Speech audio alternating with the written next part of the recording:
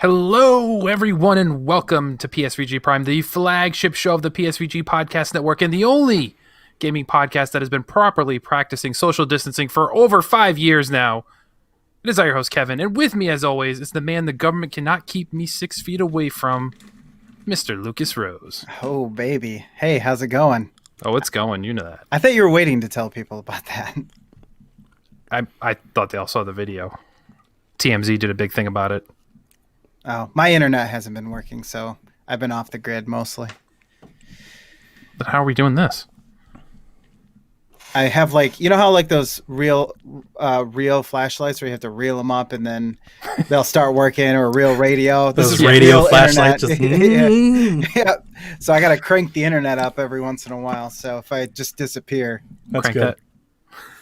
So if you couldn't tell, this evening with us as our third seat is the man you can't get me within 600 feet close to, and we'll talk about why in a minute. Ori. Mr. Donnie Reese. Hey, Kev. What's up, Lucas? Hey. Greetings, Hi. Kooplings.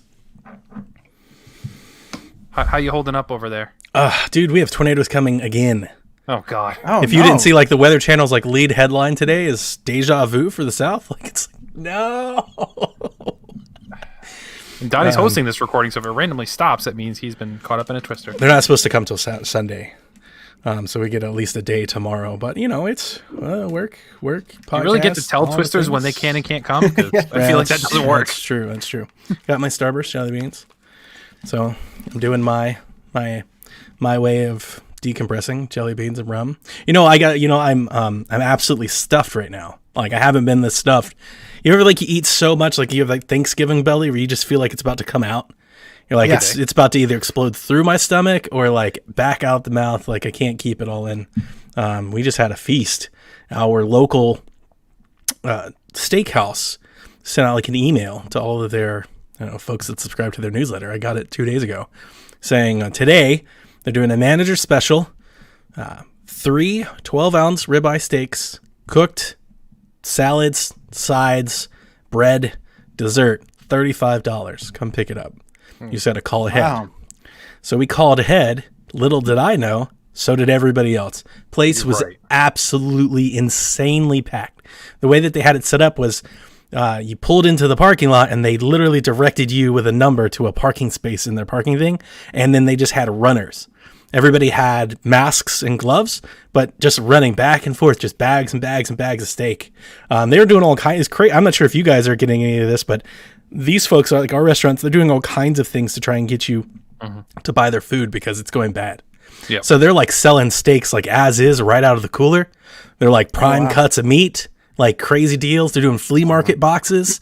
So they're doing fruits, vegetables, steaks, everything. They put it in a box, sell it to you $100. They're just trying to let it go. So we bought that and had a nice little dinner today. Just absolutely stuffed. And but outside of that, pretty good. How about you? Jelly beans and rum. That was something I was held up on. Oh, really? Well, we do G Fuel and whiskey here, so it's It's a little different. Tomato. I mean, most of my G Fuel tastes like jelly beans, so I guess it's really the same thing. No different than me and Kev's every other yin and yang thing. It's about right. Yeah. You're about bringing balance. That's what it is. Just Hatfield and McCoy. It's amazing we ever came to do this together ever. I seriously wonder if listeners they hate each other. People are Discord. People they probably really think that. don't like Anybody in the Discord thinks that. Yeah, I agree. So before we get into the normal rhythm, obviously with everything going on, the Corona stuff, the COVID stuff, our world is completely upside down right now. We really don't have any semblance of when it's going to be back to normal, despite the government's plan to say, "Hey, governors, here's the plan you should follow if you choose to," kind of deal. Nobody really knows what's going on. It's Donnie and I talked. All the writing on the wall says we have to do something different with the house party because we can't commit that people can travel.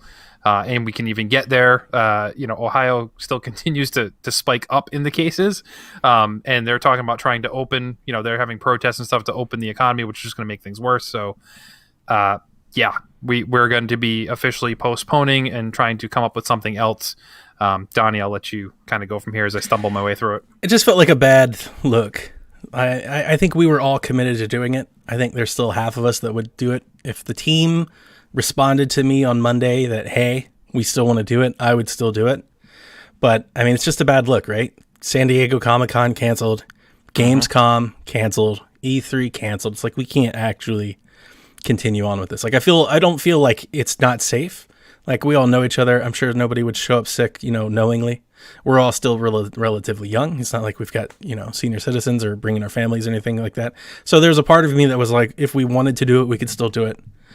But Ohio is, kind of like leading the way in terms of, how they're legislating all this. Like, I'm not even sure if we're going to be able to drive into Ohio come June. Yeah, right. Like, I really don't know if that's a thing. And it got real, we're like 2 weeks away from May 1st. And that's what I started talking to you a couple weeks ago. I was like, guys, May 1st, like, we really got to know.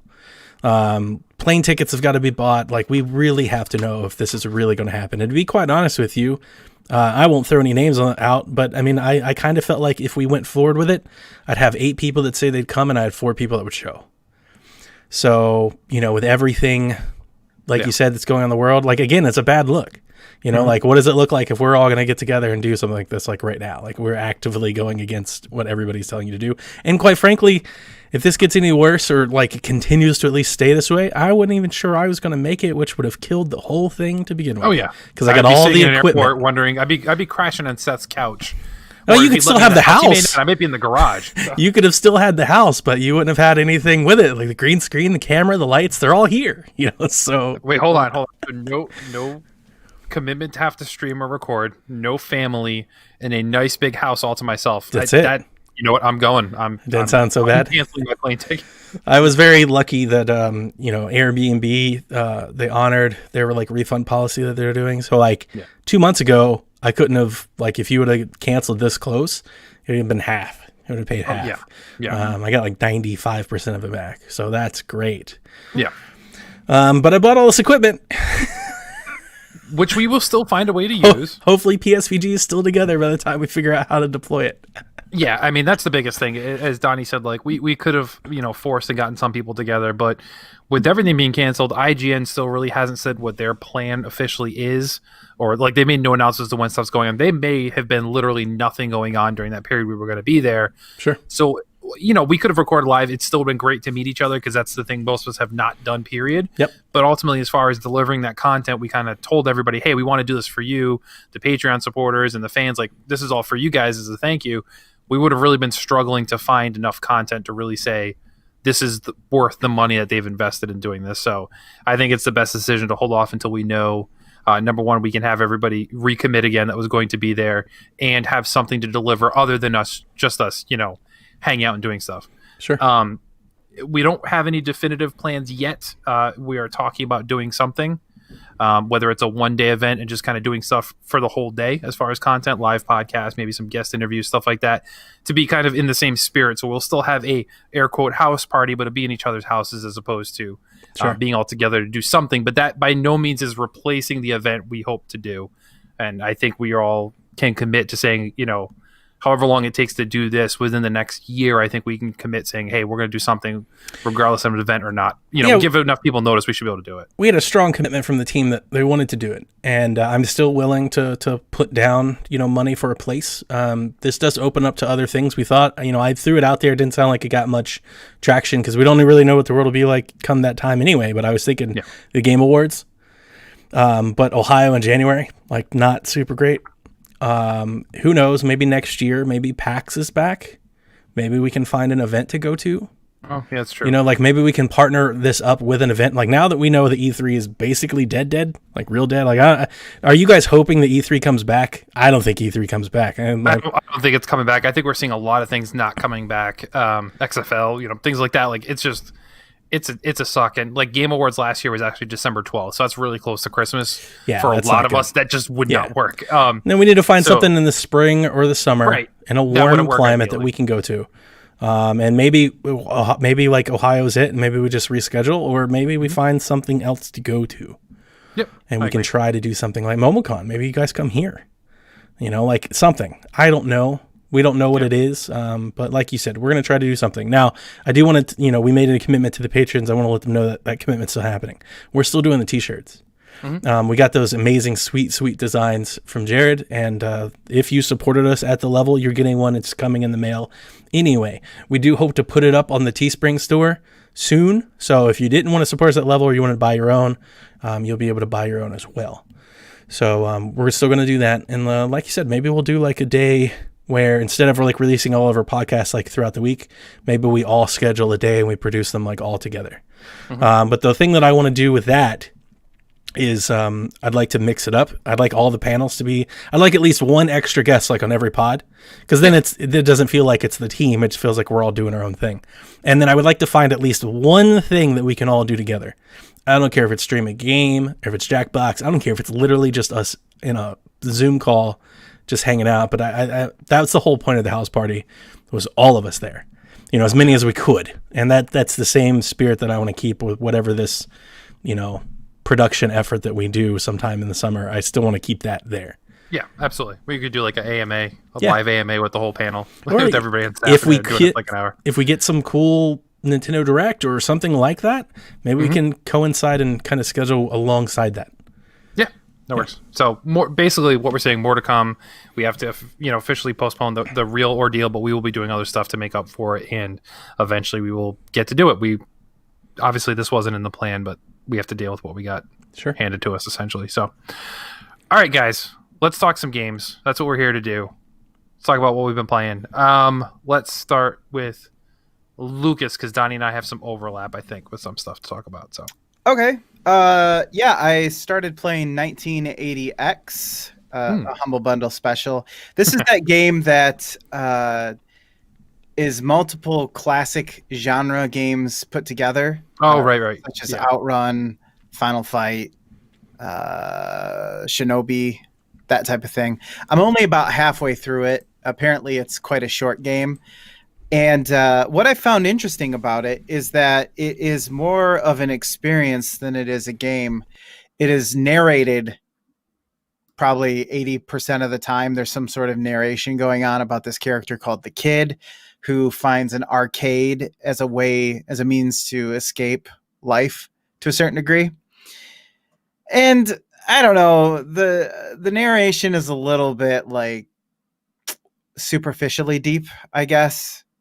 Kind of talking about how hard life is and stuff and blah, blah, blah. And it's like, you're only in high school. Just wait. It gets worse. So as an adult, it might not be as applicable as it would be to me, 15 years ago or whatever. So other than that, it seems pretty solid. I don't know how much it is normally to buy, but looks like it's $10 on the Switch at least. That's pretty rough. Yep. I'd buy it's it real at like short, right? $5. Yeah, it's probably an hour long, I think. Look at this PC gamer. Spoken like a true PC gamer. I'd buy it for 75 cents. Let's not get crazy here. $10. Yeah, So yeah, I'd buy that for $1. Your regular price is $10, also on Steam, but right now it's $7 on Steam. So not low enough. Wait for it. Humble it can bundle. get lower. Yep. In this economy. So I want to get a video of developers listening to us. Like, I want to make like a clip of some of these sound bits and then listen to them and record them hearing it. I would love to hear like devs react to podcasters. yeah, like we have like the kids react to like Exactly. 82 instead we do. Could you imagine? react to Kevin He's and like, Lucas. somebody worked for 3 years to make this game. They sell for $10. Lucas here's I like, got that COVID. I got that $7. COVID humble bundle, and I got 40 games $7. in it. That's insane. Look at this highway robbery. listen, okay. You went and you made an experience, okay? You didn't make a game. There are game elements to it. It's supposed to be artsy fartsy. I get it, but $10? Come on, go see a movie. Oh wait, you can't. Okay, Not for $10. you can't even rent a movie. Well, a new I know. movie. Trolls $20 to rent. Garbage. Ugh. Anyways, 1980X, great game. You should play it. But not for $10. Not for $10. 7 out of 10. Non-committal rating. Just not 7 out of $10. Don't. I mean, maybe there will be a huge turn at the end that I'll be like, "Wow, this blew my mind." But Probably not, though. it's just okay. It's just okay. Jason enjoyed this one quite a bit, right? Yeah. And I think there are elements I do enjoy. I'm not saying it's horrible. If it really is as short as it is, considering what I've done, because even the parts that are game-like, there aren't really any. For instance, the outrun level where you're trying to hit checkpoints to be able to continue, like you would in an arcade or something like that for this type of game. It suddenly gives way to just one long 3-minute timer, and you're just listening to this narration go over about what this person is experiencing in life, and suddenly the whole point of playing the game is gone, and you're just kind of doing a thing while you're listening to someone talk. It's a cutscene. So yeah, except for you still have to drive. If you hit stuff, I don't know if there's any penalty. But Interactive really cutscene. difficult. It's like a brand new medium. It's just Okay. You're really trying to upsell, aren't you? Get that $10 for the developer. Do you work for them? I'm Yeah. just like, guys. is Shaq sponsored by 1980? I made this game. I can't.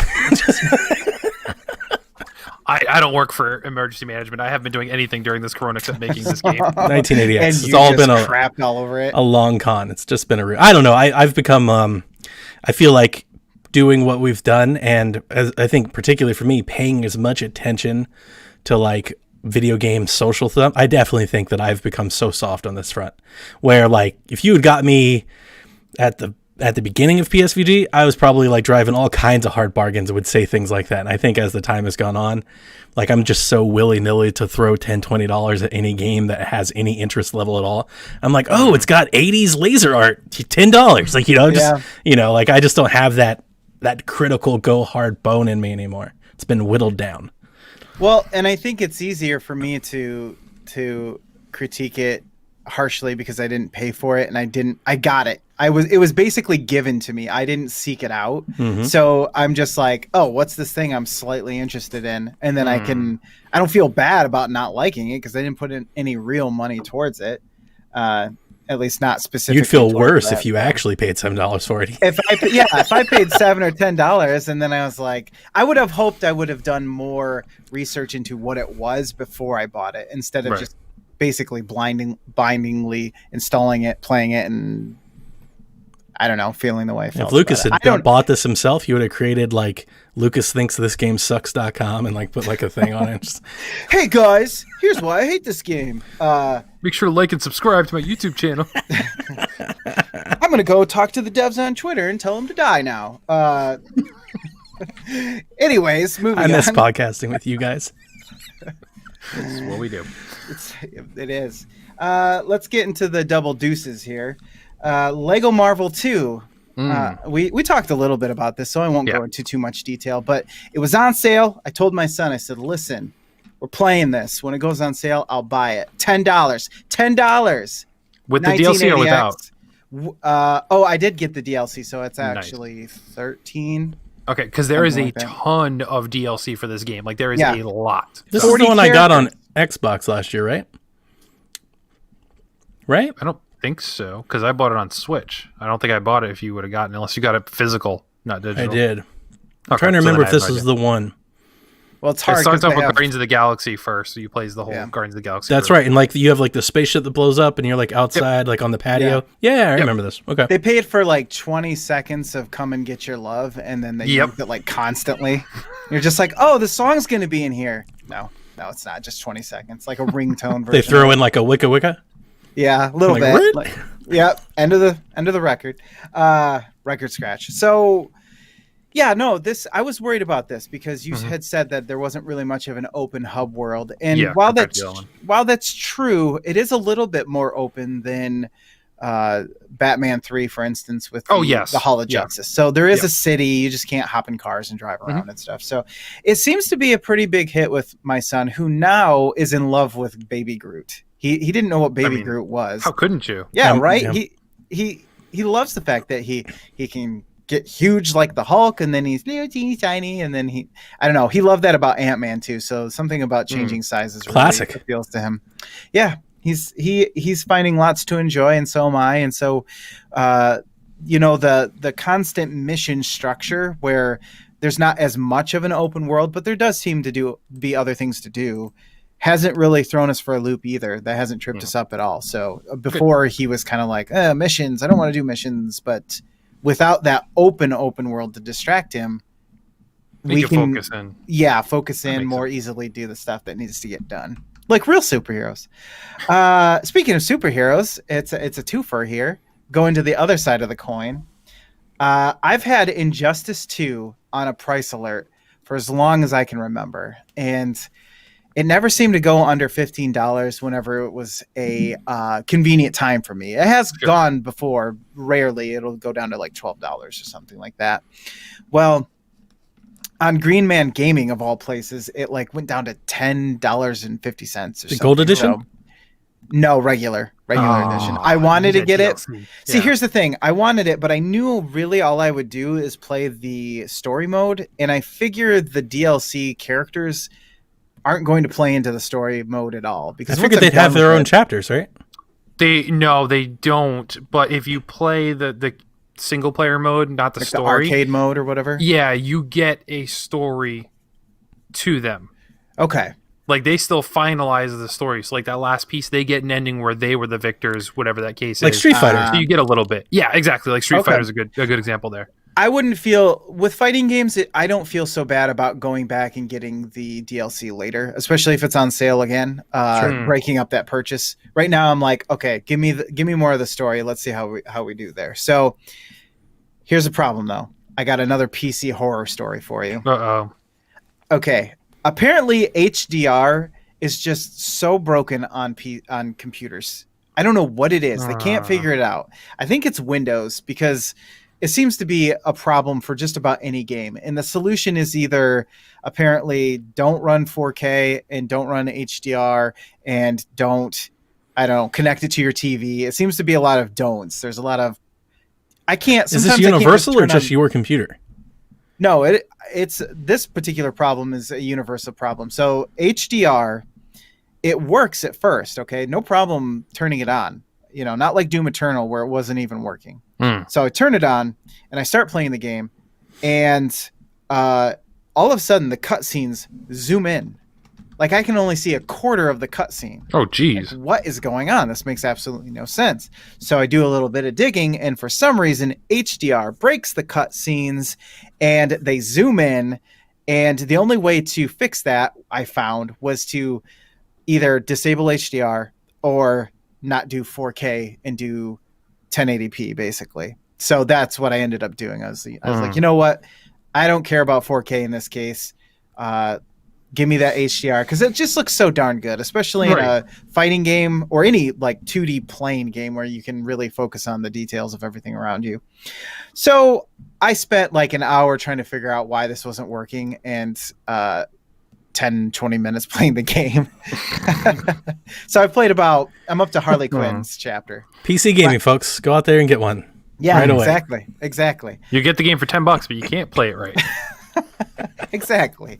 I will say, man, this game looks like the facial animations and stuff, especially on certain characters. Bruce Wayne, though, he's looking a little rough. I don't know what it is about his model. He's like too grunt looking. Well, I mean, he's been through some stuff when you get into that story. Maybe that has something to do with it. Maybe that's what it is. It's an artistic choice. But yeah, it's still a great looking game, and NetherRealm Studios does a really great job with fighting games. It is a flavor though, right? You know, it's chocolate versus vanilla. You have your karate type fighting games that really focus on fighting styles.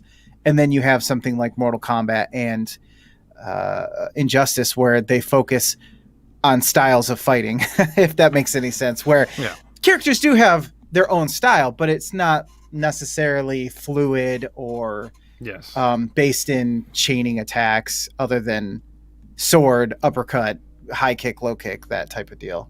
Right. I'm enjoying the game. I really am. It's easy to switch into this from going from Mortal Kombat 11. Sure. Yeah. And I don't know. It's better than a DC movie, that's for sure, except for maybe Shazam. Like, I don't know. I don't know what the deal is. I've been waiting for it to go on sale for quite a while because I bought the first one on Wii U of all things and played it and really enjoyed the story. Oh, that's right. This has been one that I've been casually dropping as like a as a Switch candidate at some point. Like, I would not be surprised at all if at any point in time they're like Injustice 2, just like Jump Force, just like we're getting like these year and a half old ports to Switch. Wouldn't surprise me in the least. But if they're like Superman and Batman makes their way to Switch, in next November, and everybody's like, what? Ultimate Edition or whatever. Exactly. Yeah. I mean, if they could do it with Mortal Kombat 11, I feel like they could have done it with this game, unless it's the architecture or something. And people like that port, actually. Like, the people that played it, and a lot of the reviews that I cover that actually stream footage of the game, they're like, it looks pretty good. It's just like the netcode and everything just ran terrible in Switch.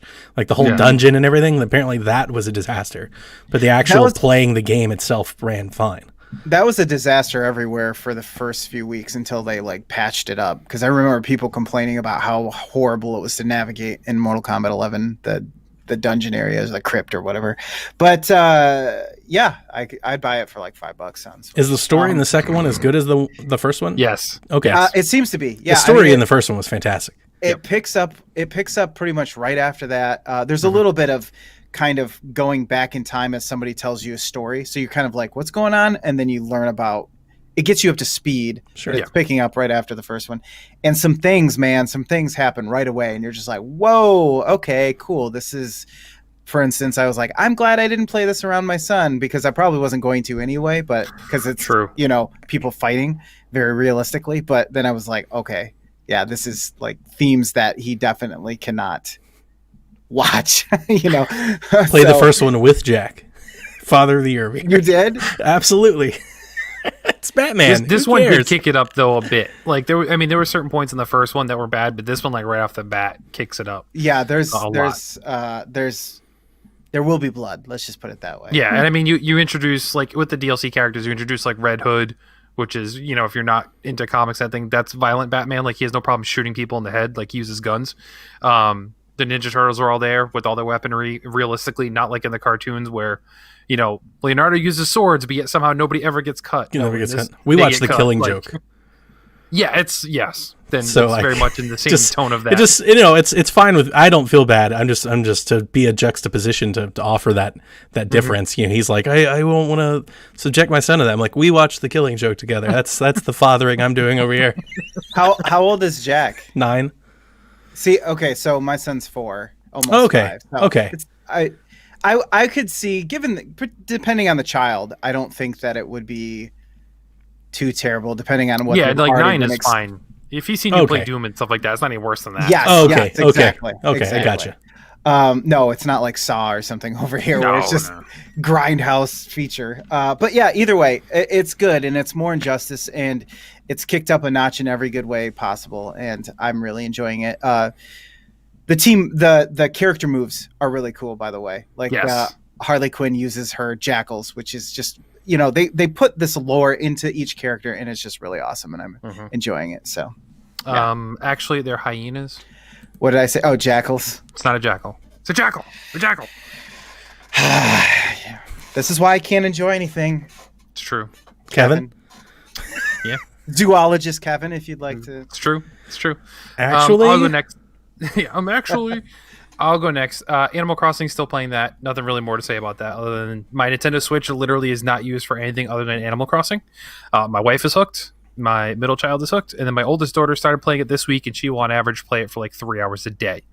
So I get to play maybe 20 minutes a day if I'm lucky to get in, do some quick stuff, and then bounce out. So, After everyone's had their way with your Switch, they're like, there's it's no all dirty left, and everything. They got their fingerprints and your Switch is sitting there crying. Dude, that kid grime. What is it with kids? Like every time my son, I'm like, what is on your hands? What is happening? Well, mine are older, so I don't have that, and I have girls too, so it's not as bad. My girl's the worst. But I was just going to say, like, apparently I bought that beautiful Nintendo Switch. It's just my wife's Switch. It's been commandeered. It's not even mine. I haven't played it in a week. I haven't touched it. It's just gone. It's gone forever. But what I did play is I went right from Resident Evil 3, which we'll talk about when we get to Donnie, to Evil Within 2. So Donnie and I got this via the Amazon deal for like, what, $7? $7. Yeah. We loved the first one so much. We talked about it for a year and a half. We were like, this is so good. It's Resident Evil. And then they came with the second one, and we're like, we got things to play. We'll get to it. And we never did. It's like $7 is what it took to get us. Well, the issue is it came out when Bethesda, for some reason, thought it was an awesome idea to release like 6 games in 3 months. And we're like, nobody had time, so that took a back burner. Whereas we liked it, but like we're not in a rush for it because, I mean, I played the first one real late too. Like I didn't play when it first came out. I played it later on when I caught wind of how good it was. Do you think they had no confidence in it? Do you think that's why they just skirted in them with a bunch of other things? I don't know because they did it with all of their releases. Was it a fall release? Yeah, Yeah. It was that the It's like Dishonored? Dishonored expansion came out. Shoot, there was something else that came out there too. Wolfenstein came out at the same time. Wolfenstein. I think Prey came out at the same time. Like it was all those games came out within 3 months. Like Bethesda dumped their entire library. That was one of those ones where they did the E3 and they said all of this stuff is coming out this year, and it did. So a lot of their stuff I think got lost where they were all quality games. Evil Within 2 though, I will say, dude, really good. Better than the first one, and I like the first one. I was messaging Donnie as I jumped into it within the first hour saying they do some great psychological horror stuff that I haven't seen done in a game yet that really screws with your head. The story continues on where we left off kind of from the first one. It's a few years later. I'm not going to give you any story details, but I will say the combat is better. It feels very much like Resident Evil 2, Resident Evil 3 does. So you still have kind of that tank control, but it's definitely been tuned up a bit. You have a variety of weapons, melee combat, all that kind of stuff. You still have the upgrade trees with that green juice you'd have to collect from the zombies last time. You still have all that stuff the in green place. juice. Yep. It's very much tongue-in-cheek. It takes all the nods from the first one. There is a moment, this isn't a story giveaway, but this is a content giveaway here, towards the end of the game that has a massive nod to every single boss you faced in the first game.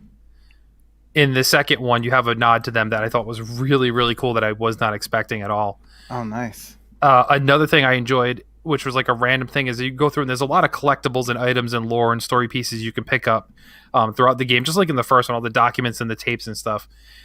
You can pick up items that he ends up putting in his office later on that are all from the other Bethesda games. Like I got the mask from Dishonored. I got the gun from Prey. So there's like all these little cool things that were hidden in the game that you found that were nods to other Bethesda games. I thought was really cool. But the story is really good. There's a lot of great psychological horror. When I thought the game was wrapping up, it actually took a left turn and went in a totally different direction and kept going. My total playtime, I think, was about 31, 32 hours. So it's a good lengthy game. Mm-hmm. I played that for as much as some of our other teammates have played Final Fantasy VII for.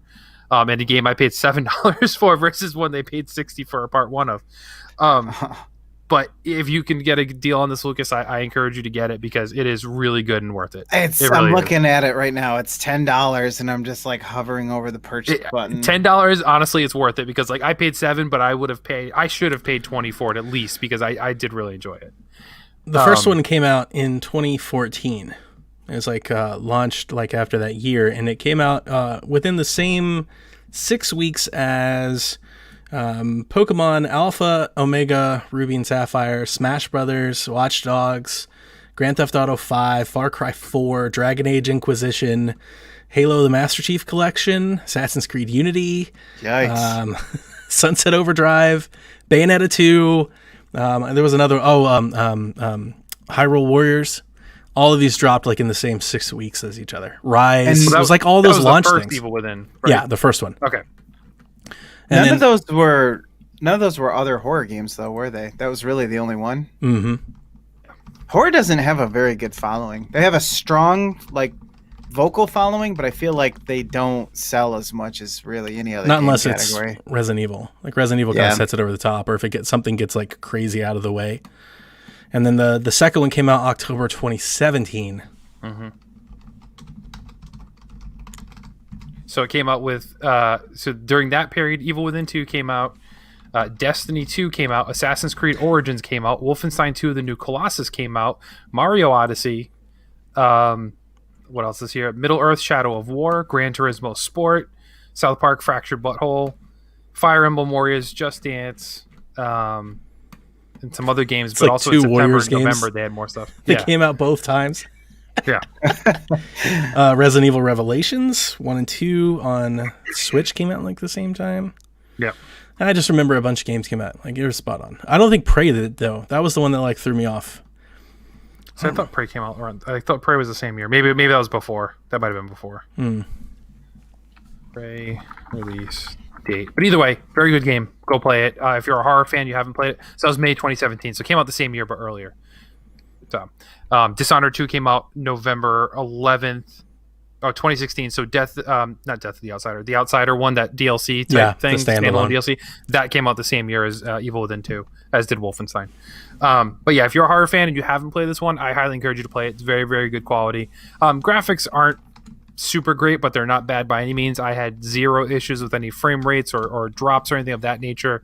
The game just ran solid from beginning to end and just really is well written and well kind of directed, I guess I can say, is kind of the approach that they took to it. Is very, very good game. But I feel like Resident Evil style games, this fits right in that mold, and it's high quality, and I hope that this did well enough to warrant another one, because it was good. I don't think so, right? I don't think so either, but it should. It's very good. I mean, that's why we have Ghostwire Tokyo.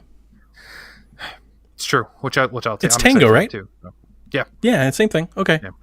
Yeah, I remember. They were talking all those talks about Resident Evil 4 being remade this past week, right? Yep. And the guy that broke it on Twitter, I don't remember his name, but one of the famous Twitter folks that always break things like Nibel and all that stuff, right? Yeah. He was like, they tried to get Shinji Mikami to work on it, but he had to refuse it. I was like, because he's working on Ghostwire Tokyo, like we know what he's doing. Right. I'm happy he's refused. I'd be more upset. They're like, and they got Shinji Mikami. Like, oh no, what happened? You don't need to. Resident Evil 4 is written. You don't need to change it. Just update the stuff. Why would you get him to do it? That one kind of threw me for. He never answered me. That tweet got like 40 retweets. Like people started going all day. There were people in my mentions all day. They were like, I totally forgot about that game. It's like that's a thing that's supposed to happen. Out of the E3 was like, right? Oh my god, I'm so excited for this. We don't know anything. Right. I just thought it was interesting because everybody was like, yes, let's get Shinji to do Resident Evil again. It's like, he doesn't even work for them. Nope. I want him to. I want him doing what he's doing, because up until this rebirth of Resident Evil we're experiencing right now, I was enjoying the Evil Within better than the Resident Evil Revelations stuff. Like, I think Evil Within was better than those games, personally. So up until recently, Resident Evil was starting to go on kind of this trend for me. So it's fine. But go play it. Now I'm going to talk about the game that Lucas loves to talk about, but he doesn't like to play. Fallout 76, the Wastelanders DLC dropped. So if you own the game at all, it was completely free. This is the very, very long awaited addition to add NPCs and more of a story-based element to the game, because now it's inhabited by people.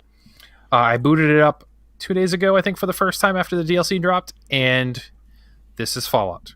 If you're a Fallout fan that likes Fallout 3, Fallout 4, New Vegas, this brings back that same status. Like, there's the entire game changed. We talked about the patch size was like 60 gigs or something like that. It was massive. That's because they changed the world. Like, the map overall is the same, but they added, like, right outside the vault, there's a bar nearby that did not exist. Like, there's all these new structures and new things there. It's fully inhabited with people, so you run into people in the streets. You have mission based that actual people are giving you. So like the first thing you encounter is you head to this bar and you find out they're having some problems with some people coming in trying to rob the place. So they hire you to be the muscle to take out the people trying to do it. So like right away, I'm like, this is what I'm used to. This is what I want to do. I pick narrative choices that actually matter, where I could be a nice guy or I could be a douche. Solo is still multiplayer like focused. Yes, so there is still the multiplayer elements is still there. But ultimately, like, when I played it before, I didn't really engage in the multiplayer aspect either. Like, I'd run into people, I'd wave to them, I'd say hi, maybe give them a gift if they were a new player. Like, you can see what level people are. I might drop some equipment if they're a low level or something like that. But I never really played with others to kind of experience that for the most part. So I'm just taking this more as it's a regular Fallout game now. I'm not worrying so much about the multiplayer as much. Let me refocus. Because you are a Fallout aficionado, I could see how you could get dropped in a world that's meant to be multiplayer, but you could just kind of fend for yourself. Yeah. For somebody that's not, say somebody like me, who hears you say that it's better now, like if I go download it, I'll get dropped in this world I don't understand, know nothing about. Like, I'm going to be directed from here to there and kind of be brought along until I kind of, okay.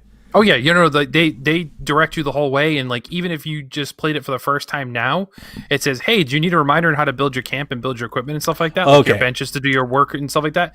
So there's a character right in the first area that will kind of guide you along the way. That's kind of what I was meaning more by solo than story. Yeah, and they're still. So it's almost like there's two campaigns going on. So they still have the campaign where you didn't interact with people still there, so you can still play through that. Just there's people around you now. So you have that story where you're in search of your overseer, who's kind of like the president of the vault you were in, essentially. Like you're tracking them down. And then you have this new storyline which follows the Wastelanders and all the people that move to the area now.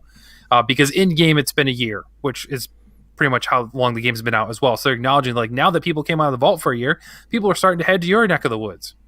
Something that could naturally happen as we, as the country kind of comes out of quarantine and kind of rediscovers the world. But they heard that there's treasure here in this area, and that's why people are flocking to your area all of a sudden. They're all in search of this treasure that I'm kind of already getting vibes doesn't even exist, but that's what everybody's in search of. That's why this went from nobody living here to now people are, rushing to the area. There's people like mining in the water saying, like, I'm going to find gold. Like it's the gold rush over again, because they've just been living in this wasteland. So yeah, it still has both those things there, but it just feels more like a traditional Fallout thing, which gets me actually wanting to play it before, where 76 couldn't get me to continue going on because, to use the term Donnie loves so much, it felt like a dead world.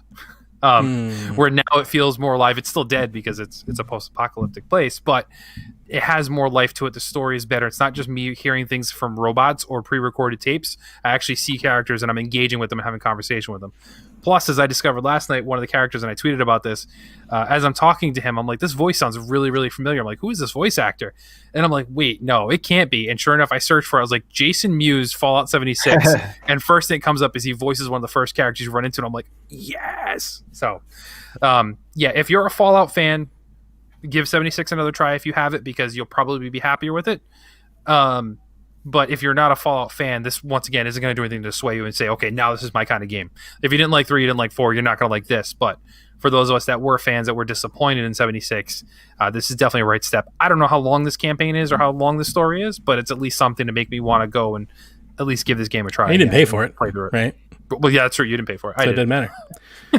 No, I mean like the DLC, like the update. Yes. Yeah. So. Nope. Completely free. It's just kind of what they promised in the first place that they felt everybody got ripped off by. So they give Bethesda as much crap as you want about how they've handled this entire Fallout 76. I was afraid they were just going to shut it down and stop supporting it. They're at least putting the initiative to try and make things right and still support it, which is good on them for trying to make amends for what they had under-delivered on in the first place. But yeah, the fact they still stuck with this long. And I got to concur with what you've seen a lot of people on Twitter today, of all things, and people saying like they're really excited about it, like they are enjoying it. I've seen screenshots of people, some of the I follow a few YouTubers that do like horror movie focused content. They're real big fans of it. I've seen them talking about how much they're enjoying coming back to it, so that's a good thing. Maybe it'd be one of those redemption stories that we talk about. Yeah, I don't think it's going to be like a Destiny or anything like that, but it definitely is doing the right things as far as air quotes fixing that game. But yeah, it's still getting review bombed, so it's kind of telling people to stop paying attention to that. But if you like a traditional Fallout game, this is more like that, so it's all good there. That's it from me. So Donnie, we're gonna turn it over to you now, sir. Ooh, this is all just a big ruse. We're gonna talk about Ori for the rest of the show. Thanks everybody for tuning in. We'll talk to you next week. Don't forget, head over to psvg.blog to find all the things we do, and never stop gaming. Never stop playing Ori. That's what you guys need to know. So I wanted I got a chance to play some games, not Nintendo related, and I wanted to come talk to some folks about it. Most notably, Resident Evil 3 and Doom, and you guys are both playing both of those. So not sure the next time I get a chance to talk to Nathan, so I wanted to come talk to those. So I beat Resident Evil 3 this past weekend, and my story for this one has been said for a long time. Resident Evil 3 is always my favorite Resident Evil.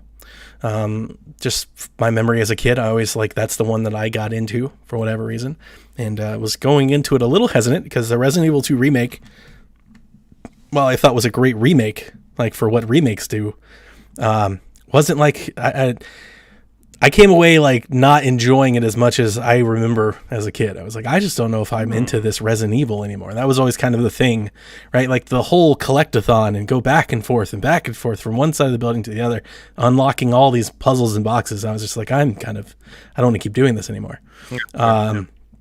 Happily to report that at least for the most part, I don't think this has done anything to change my opinion. I still think Resident Evil 3 is my favorite. I know Resident Evil 3 has caused a lot of people to have some hot takes on the internet, most notably like with the game's length. And maybe the fact that it's not as long or as padded as I would say as Resident Evil 2 is. Maybe that's why I liked Resident Evil 3 so much. But man, the presentation that Resident Evil 3 Remake has compared to the Resident Evil 3 that I remember is so far above and beyond. They really sell even more than the Resident Evil 2 remake. They really sell like that Outbreak, Society Has Fallen, Last of Us sort of thing. You know, like there's a lot of parallels there, and you see it with like the overturned cars and the city streets and people running, and that's the stuff I love, and I think that's why I got into it so much. And the more action-oriented combat, you know, is something else that I've seen, like having more of an action-adventure game. Honestly, almost something more along the lines you'd see with like an Uncharted or something than the standard Resident Evil of old, you know, formula. I think I enjoy that a little bit more than most. But ultimately, I came away just like, it's really different. And it's honestly like a different game. There are so many things about this. I haven't had a chance to really dive in, but like the first hour I played with it, I was like, I don't remember it going like this. And I don't remember meeting these characters this early. And I don't remember like this entire sequence. And I saw like a side-by-side comparison. You know, like for example, like the guy that locks himself in the trailer. I remember that. Totally remember that guy, right? Mm-hmm. Like he stood out. But like the entire lead up to get there was like completely different. It's like, you know, it's reimagined. Same idea, like just but completely reshot, which is really kind of cool, you know. Whereas like Resident Evil 2, I felt, and maybe I'm wrong, maybe I don't remember Resident Evil 2 enough, but Resident Evil 2, I felt it's like the same game. You know, I was like, I remember all of this. I remember getting like the, you know, this key to unlock that door, and I'm gonna go this way, and then now, you know, like, and getting the buttons to get the cases in the lockers. Whereas Resident Evil 3 remake felt different than I remember a lot of Resident Evil 3 feeling. And I haven't done, you know, like the review stalking with this one. I don't really know what people are saying about it. I do know that people are not liking it because it's short, because I got into some Twitter arguments over it. I 100% prefer the fact that like I'm not going to kill the game at all, considering that I beat it. I think I spent a little bit more time with you. You said you beat it on the podcast like 3 or 4 hours? Yeah, I think it was 4 hours and 15 minutes was my total playtime, I think. So I was in almost closer to 7. But I also got all of the Charlie Bobs. I got all the extra weapons. So like that's kind of how I play these games. Mm-hmm. And maybe that's an issue with my issues with Resident Evil 2 is the fact that I tend to try and do all these things. I want to collect all the things and get all the things. Yeah, and in this one it's a lot easier to stay focused. Like you said, there's Resident Evil 2 had a ton of backtracking. Like you were constantly going back to the same areas. And this one, I barely had to backtrack at all. Like in 2, the area is open, and you basically have free reign over the area until you like escape from the castle. Mm-hmm. In 3, if you don't backtrack at certain points, you'll never go back again, because the story moves you out of the area and you can't go back. Like you're done. Yep. So, and those are things that I remember. You know, like the Magnum, right? The gun. Like if you don't backtrack out of the hospital, you won't get it. Yeah. Like those are things I remember. The Charlie things. If you don't get the lockpick and then go back through everything that you've done before you go to the subway, you'll never get that stuff. So I really liked them, and ultimately I just want to come tell everybody that I really, really love this game. And I bought it I bought it because I've always loved this game. I've always said it's my favorite. I bought it hesitantly. I was like, oh man, maybe this is going to hurt my rose-colored glasses. And I replayed it, and I was like, nah, if anything, I think it's confirmed all the reasons why I think I loved it the most. I do think it's a little rough. I know you'd mentioned how great it looks, and it definitely does in times and in places. But there are minor, extremely minor critiques that I would say, like, especially like the draw distance. Things that are in the distance look really rough. There are times when I was like, I'll never in the city area in the beginning, you run against a brick wall and a fence, and the fence has like people trying to get through on the right, and you got to go down the hallway. The first time you encounter it, you see that fence from a distance, and from there it looks like PS2 graphics. Like they're like glitching against the fence. You're like, what is happening? Why does it look so bad? And as you get closer, it kind of comes into focus. That type of experience I kind of felt throughout the game. I also had a crazy time with one of the cutscene where you run into the 3 guys on the train before you leave, before the train goes off the rails. That entire scene, I was getting the video about 15 seconds faster than the audio. Oh, okay. So like they were like mouthing and everything. Like I was watching a dude talk while I was listening to her talk, and like it was kind of, so I ran into a few issues. I don't know, maybe it feels a bit rushed, or maybe the Xbox just needs a little TLC. I don't know. But I did run into a few where I don't ever remember encountering anything remotely close to that with RE2. RE2 was like flawless from like top to bottom. I was like, this is a full blown remake. And I was wondering, they turned this one around quick. They were like, they told us at E3, like, hey, this RE3 is coming out and it's got multiplayer. And remember, we thought the multiplayer was like a brand new game. Yeah. And then they were like, but it's not. It comes with RE3 and it comes out this fall. We were like, wow. I'm just wondering if maybe it needed a little bit more time. It might have. I didn't get a lot of the glitches. I didn't get any of the glitches. The draw distance, I could see that being there, but I thought they kind of hit it a lot of the times behind like a fire or behind like something else that would distract you from paying too much attention to that.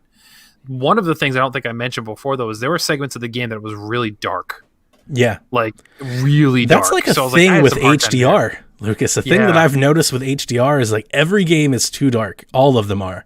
When you get that gamma slider at the beginning of every game, like I jump that thing up to it. Yeah, like 3 or 4 clicks. I'm like, nope, brighten this thing up because they're all dark. They're all super dark for me, like every game. Yeah, it's that contrast. It really is. Black is now really black, and then the whitest whites are really white. And when you get older, some of that stuff you can't really differentiate. Maybe. I hear you. What? Exactly. So, long story short, man, I enjoyed it. And I don't care that it was $60, 7 hours, a great 7 hours. I'm really glad they remade it because it was always, I always think like Resident Evil 3 is like a pillar. It's like a seminal game for me. Right. And like everybody has like those games that they really connect with. And RE3 was one of those. I remember I had like the magazine. And I had the magazine and I knew all the calculator. I could tell you how many bazookas you needed to take down Nemesis. I could tell you what it was in gunshots, what it was in shotguns, how many knife. Yeah. Like you could knife Nemesis like 989 times. I remember they had like charts, I remember all of that. I tried to knife them 989 times. In the boss battles. Like another thing that feels so much different. Like as I was running to the subway, to the train, Nemesis came flying by me and like right in front of me, turned around. I was like, whoa! Had like me kind of a little bit more, had me like anxious, had me kind of squeezing the controller, kind of leaned into the TV. I was like, this is exactly how I remember kind of playing this game the first time. I never really felt that way with Mr. X. Like, Mr. X never like scared me per se. Yeah. Nemesis always scared me, man. Like, cause in the first game, he'd come out of nowhere, like literally nowhere. Like Mr. X, you always heard him. You knew where he was. Like Nemesis would come through a wall. Like he'd just come out of nowhere. And they kept it. And they kept it in this game in a way that made it feel like it originally did, at least. And so anyway. I really enjoyed it. I had to reach out to you too because I was confused that I didn't know because I didn't play RE3 before. That's one of the ones I had missed during my RE stint before. I didn't know that this occurs at the same time as 2, and it doesn't feel like it does at all simply because of how different. Oh, there's a lot of Easter eggs. Like there's a lot more livelihood in RE3. It feels more disastrous. Yes, 100%. Yeah, and I would feel like Leon would have heard Nemesis doing something nearby. Like it would have. There would have been some sort of interaction there where that would have occurred, or they would have heard rocket launchers and all the explosion stuff going on when he's sitting there with his pistol, shooting one bullet at a time. That part seemed a little weird to me that it occurred at the same time, but it was just like that era where they would just like reuse game assets and like spit out a new game that's different. The fact that they basically just reuse the entire police station and and I love it for that. Everything's the same. Except in this one, you're not constantly like you have to unlock every door and go backtrack across the whole thing. Like you basically have open reign to do what you need to do. You can get in and out. But it feels familiar because like all the codes and all the locks are the same. So if you remember them all, you can unlock them all and get all the goodies. And you don't even have to find the stuff. You literally could just know the combination. Which back in the 90s, that was like mind-blowing to like young Donnie as a video game player. I was like, it's the same code. Oh my god, because I know, my character knows. Like it was that type of stuff that I loved about Resident Evil, right? Like those were the things that I used to really enjoy about the series. So I was happy. I don't know. I'm enjoying my little basking in nostalgia bit here with this one. I really enjoyed it. I'm really happy they did it. I liked it. The other game I want to talk about is Doom Eternal. Lucas, you still playing? No, I mean, I'm trying to. I want to. I sat down to play it once and then just never went back to it. I basically doing settings and driver updates and reboots. Basically, yeah. And then I said, console. I'm just going to put it aside. I'm going to put it aside, and then I'm going to put, 20 hours devoted to beating the game, or whatever it is, 30, 20, whatever. Aren't you glad you spent $60 on it? I know, right? I feel like I'm a real fan. I feel like it's a game that never ends. And there are some reasons I feel that way. But what I wanted to come, Kevin, when are you going to get Doom Eternal? You plan on it? I will, but I'm going to wait for it to go on sale, like $20 probably. And dude, that's when I'll scoop it up because I'm not in a rush to play it. I will play it, but I'm not in any rush. It's really good. Like ultimately, long story short, I can tell you, it's really, really good. I think it's way better than the first one, and that's saying a lot because I really like the first one. It's different though. It's definitely harder. Like, so just right off the bat, it's tough. Right. Kicked me in the teeth, like when I first got into it. I think I forced my way through like the first 3 chapters and then I dropped it down a level. Like when I came across the first, not the Marauder, which is, I know what everybody's talking about, but the, oh God, what do they call it? The priests, guardians, or whatever, that you gotta kill 3 of them, like whatever. When I came across the first one of those, I died 7 or 8 times. I was like, oh, I gotta do something. Like this one is really like beating me in the teeth. It's a thinking man's shooter, and I think for that much, I think you might really enjoy it, Kevin, if you learn the ropes with it. And I think that'll be the thing with a lot of people's enjoyment is how much time they're willing to kind of be taught Doom Eternal versus expecting Doom. So like with Doom, you kind of just run around and shoot as many things as fast as you can and keep doing it until you clear the room. Doom Eternal, I don't think that strategy, you're not going to, it's so weird because it's almost like hypocritical for the game because Doom is always like frantic, stressful, like low ammo, move as fast as you can, always move, constantly move. Whereas I feel like I play Doom Eternal better when I slow down. It's like, okay, wait a second. Slow down and think about what you're doing because it's very strategic. I would agree with that because there's like weak points in the way that the weapons are given to you in different modes and everything. Yeah, I could totally see that. Every enemy has its own like strategy. You can blow them to pieces and eventually win, but you're going to lose a lot of ammo and health trying to do it if you're not doing it the right way. And they throw constant like waves of different diverse enemies at you constantly, and you'll get 2 or 3 of them at the same time. You'll be fighting 8, 9 enemies, 2 and 3 of each different types all at the same time that are constantly moving. And if you're not focused on what you're doing, you'll run out of ammo, you'll lose a ton of health. Like there's a lot of that to it. There are certain weapon types that are better against folks, but you do get buffs that kind of make it easier. The thing that's really helped me, I think, a lot is I slow down, constantly monitor not only my health gauge, but also my armor gauge because they're basically one and the same. Yeah, so you get the flamethrower, right? Except in this one, when you light people on fire, you shoot them, they constantly drop armor. So once my armor is starting to fall down, like that's my thing. It's like, okay, let's light some of these guys on fire. And then one of the major differences, I think, correct me if I'm wrong, 2016, I wanted to look this up and I haven't had a chance to look this up. This game, the way that they drop ammo and health and things is a little bit different. You don't just have like ammo chests just laying around. Sometimes they do, but they're usually like hidden, like in special places.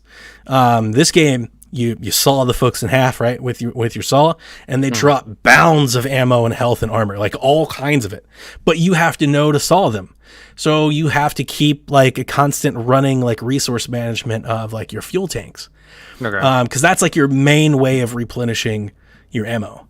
I would say like that's the main way versus the old way. Like I felt like every arena just had, ammo just laying around. You just go run and pick it up as you run out. That's not here as much.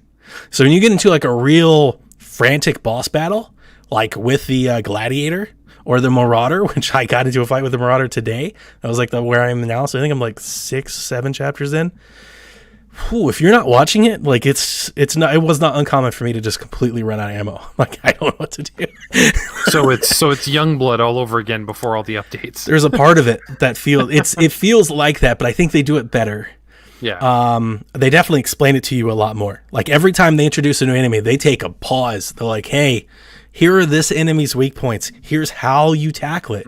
And they're very different. Like some, you've got to take out their guns. Some of them, you got to shoot them from behind. Some of them, you've got to ground. And you've got all these different tools you can use. And that's one of the best things about it. Whereas, typically when I play shooters, this is how I was going to explain it before I just started rambling here for the last 3 minutes. Typically when I play shooters, it's kind of like a non-thinking process. Like when I play Call of Duty, it's go down the hallway, shoot the people that pop out, go to this cut story, like the cutscene, watch the cutscene, go down the hallway, shoot the people that pop out. This game, I am like, it's honestly like it's like exhausting, like mentally, because I'm going and I'm running and I'm using everything. I'm constantly changing weapons. I am constantly throwing grenades, changing the types of grenades, changing the types of specials on the different weapons that I have, using like the whole controller. I've never played a shooter like that. Like I'm really throwing all. It's really taught me to play games kind of a different way. And then on top of all of it, it's got really cool like secrets and Easter eggs, and then really cool platforming. Might be the best first person platformer I've ever like tried to get into and played. Well, better than Dying Light? Yeah, definitely better than Dying Light. And I was going to say like Mirror's Edge. Dying Light's fun to play that way, but it's not like true platformer. The level design in Doom Eternal is... There are moments where I'm like, I can't believe I just did all this. Like, I can't believe I'll look back at where I started. I'm like, how the hell did I get up here? Like, I had to jump around a tower, right? So there are like these, like little swinging bars. So like jump off a cliff onto the swinging bar and then hit like all the different bars all the way around and then hit midair, do like a dash through like an icon that refills your dash so you can double dash into a wall, then hop the other way, and you end up like in a building and you end up looking down and you see how far you've come and all the different things that you've done to hop up there, before you get into your next level. And like the whole world, there's a lot of verticality to Doom Eternal. A lot. Yeah, like a ton. Like you get way off the ground and stuff. It's kind of nuts, kind of crazy. I think you just sold me even more to not play it now. Oh, really? I have zero interest in doing all that crap. You just made it sound like Celeste, but in 3D. It's not hard, but it's like, that's why I said level design. It's not that so much that's challenging. It's that you figure out where to go. Maybe through some trial and error. Like there's definitely been a point in time where I've like just jumped off a cliff. I'm like, I really don't know where I'm supposed to go from here. Yeah. So I'm gonna jump and look around, like see. But are there any vents for Lucas to try and jump in for a good 30 minutes while streaming on Twitch? That's a very in joke. Okay. There's tons of secrets, and the secrets are cool. You have floppy disks and cartridges. I and hate codes. secrets, dude. All they do is ruin the flow of the single player experience, man. All I'm worried about is trying to find all these secrets and how I get to the secrets that I can see. I love them. Like, they're so good. How do I get over there? Yeah. And then I stand there for 20 minutes jumping into a vent. The vent has no bounds. And then Kevin, it is a shame because you're still in the S, right? Yeah. Yeah. It is beautiful in 4K HDR, and it runs buttery smooth. I had the one issue that I recorded. It's like this glitch where the entire console was like, But outside of that, actually, when I'm playing the game, not an issue. I'm almost shocked at like how good it looks and how fast it moves at times, and I'm not like seeing any performance dips or how many enemies and explosions are popping off in any given moment. It's got some of the best dynamic resolution I've seen in a game. Like I can barely tell it's happening. But you can on the PC you can put up the performance chart and it'll tell you like it's at 50% resolution or whatever from what you've set it to, and that really helps for the amount of machines that this thing could probably run on and still look good is probably one of the best things they've pulled off with this whole id Tech 6 or 7 or what, I don't know. I think so. But yeah, I agree. It looks really great and runs smooth, and those are two things that are hard to come by. Yeah. Usually it's one or the other. Zero faith that this game is going to be any good at all on Switch. Like none. Nope. Like the moment I see it, like I'm upset that you're going to be playing on an S, and then I think that like there's a Switch port at some point coming away. I'm like, there's going to be people paying $60 to play on Switch. I'll that's pay going $20 to play it on my S. Terrible. I'm sorry, Kaiju. I'm just telling you, it's going to be terrible. It's going to be absolutely awful. Oh yeah. It's going to be like a completely different game. There's some really great vistas too in this game. There's like this very like Lord of the Rings, God of the War-esque type environments that you get to, and very pretty. It's very nice, and it's super like Spinal Tap and Metal, like more so than even Doom 2016 was. It's it's the first Doom. time somebody ever described Doom as being pretty. Just want to say that. Well, maybe so. There is one thing though, because the environments, like after a while in the first Doom 2016, they start to get samey. It's like red Mars base tech hallway after tech hallway, and here it's ruins and Earth after it's been destroyed and all this other stuff. And you're just like, wow, I see a pine tree. I never thought I'd see a pine tree in a Doom game. Exactly. That's what I'm trying to say. Like, you literally go to like a castle with like drawbridges and towers and stuff. Like, and it's, it's wintry and there's snow and like it literally statuary. Yeah. I just want to say statuary. I love it. I really do. It's fantastic. Statutory? What? All right, we gotta move on. We've been talking a long time. We've hit an hour mark just talking about what we've been playing. So, I played Everybody's Golf with Josh this week, and you guys should play with us. I had no idea that had a PS4 Pro patch. I don't think anybody did. It's literally buried in the settings, but you turn it on, it looks like a whole new game. They don't even want to know, apparently. It's so pretty. We had fun playing it, but I'll just leave it at that. You guys should come play with us. Everybody should buy the game. Come play golf with us. No, I'll just wait for Mario Golf. That'd be better. I'm more likely to play that with you guys. All right, so that's enough from us. Time to hear from you guys. So let's jump into the messages. First one comes in from Haley, the Platinum Princess herself. How much game time do we plan for in any given week? Lucas. Oh boy. Plan and actuality are two different things. I try now in containment mode. I try to at least play 30 to 45 minutes. Before it was, I had daytime, I had nighttime.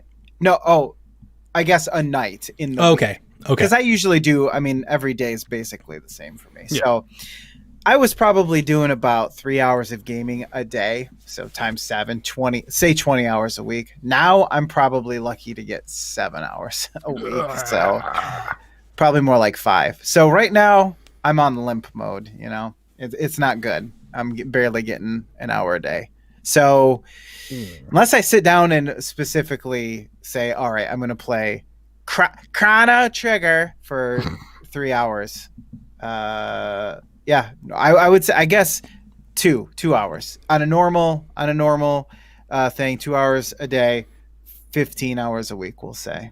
Okay. If I'm doing 15 hours, I'm feeling good about myself. That makes sense. I typically will do an hour in the morning on a work day, and then an hour and a half, 2 hours at night, pretty much every day of the week when I'm not podcasting. So that's pretty much how my flow is. So 14, so 7, so around 20 hours, about the same as you, about 20 hours a week on a normal week. If I don't have multiple podcasts, multiple editing and stuff to do, it's typically what I do as well. But it's just early morning and then early night right after I put the little one to bed, but not too late. So I don't plan my game time.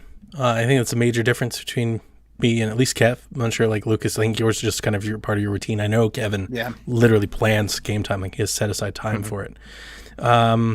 Which is weird because I feel like most of the time, or at least maybe like say the past year, I feel like maybe I've played more games than you guys, but just listening to you, I don't feel like most weeks I could probably play like 5 to 7 hours. I think the major difference between me and you guys is I think you guys play in much more smaller sessions, whereas I play my games in like big chunks.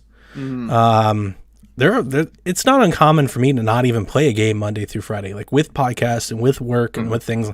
I won't even play a game, but then I will sit there on Saturday and I'll play a game for 10 hours when I have anything else to do. That will never happen here. Yeah, I'll play nothing. I'll just play the whole day. I think I try to play between 5 and 7 hours a week. It really just depends on like how much I'm into a game, I think. Because I can fall down a rabbit hole and I will play a game for 50 hours in a week if I'm really loving it. But, if it's just like normal, just kind of mundane, I can't really play anything for more than 2 or 3 hours at a time before shutting off. But then like Far Cry 5 came along and I played it for like 60 hours in like 6 days. True. So it's very weird for me. I don't think I have like a standard way of answering, but I think most weeks I play 5 to 10 hours a week, most weeks. Okay. Her other question was, are there any games we hope go on sale during this little event we have going on at the moment?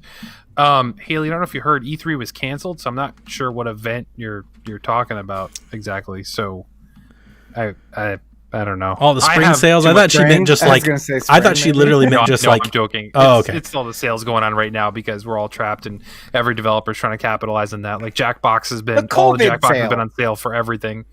Humble Bundle did the COVID bundle, which I got like 30 plus games for $10 or something like that. It was insane. I have so much stuff. I'm not looking for anything, to be honest, right now. There's nothing on my radar right now that I'm like, oh, I really need to pick this up now. That even if it was on an extreme sale, it would make me jump. And I mean, all the games for the rest of the year so far have basically all been delayed. We don't know if they're even coming out in some cases. So I'm not in a rush to get anything. So for me, nothing, to be honest. I'm the same. The one game that I like wanted to try, I was waiting, was Death Stranding, and I played it for about 3 hours. And my first impression wasn't totally favorable. So I don't know if I'm going to get back to it. I was talking to Josh about that while we were playing Hot Shots. So that was the one game that I was like, I would really like to try that one day, just not spend too much on a blind flyer. So yeah, everything else just indie stuffs that come out. Yeah.